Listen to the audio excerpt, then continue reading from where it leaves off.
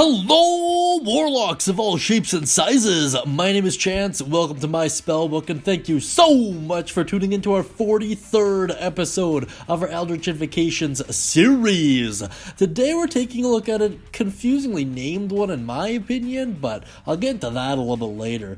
Today we're going to be taking a look at Visions of Distant Realms.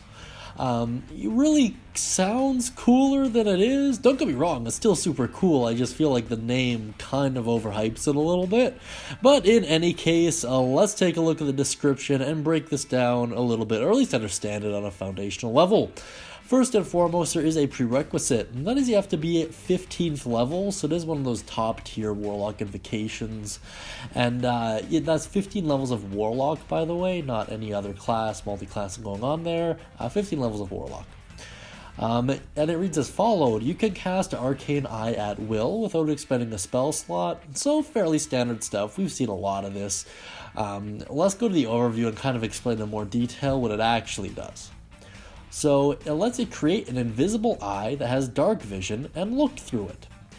You can move it 30 feet as an action, and it can move through openings as small as 1 inch in diameter. So pretty cool stuff there.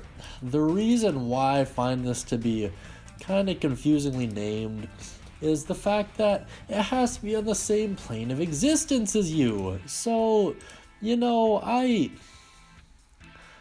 really don't know why it's called Visions of Distant Realms if it can only show you your own realm. But whatever, you know, it makes sense. The spell lasts for an hour and it is concentration, so you can only have one of these up and running at a time. It's pretty cool though. I really like it. For what it's worth, you don't have to be able to see the spot you're casting it, which is pretty cool. So if you're like locked in a box for whatever reason, you can send it out.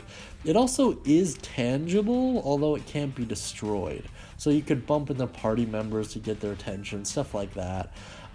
Since it's invisible, it doesn't really need to roll to make a stealth check, but I suppose you can, and it floats too, right? So I suppose you could interact with objects up in the air, or even just kind of touch party members. But in any case, it's pretty cool. I like it. This kind of negates the need for dark vision entirely, which is pretty cool as well. Just have this kind of resting on your shoulder or what have you. That being said, thank you so much for tuning in today, guys. If you can think of any cool uses for it or interesting combos or anything of that nature, oh, you could totally use this to scry and fry. I can't believe I didn't think of that beforehand.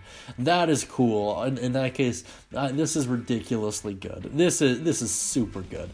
Wow, I didn't even consider that until just now. This will essentially let you fight people without being able to see them, which is super cool. It depends on the spell and the range and all that jazz, I get it. But still, I take it back. This is probably one of the best invocations we've covered so far. Wow, that took a turn really quick. In any case, guys, thank you so much for tuning in. This has a ton of great combos now that I'm looking at it like that. Please put your favorite combo down beneath, the best spell that you'd use Scry and Fry for this with. And yeah, thank you so much for tuning in today, guys. Have a great day, and as always, happy casting.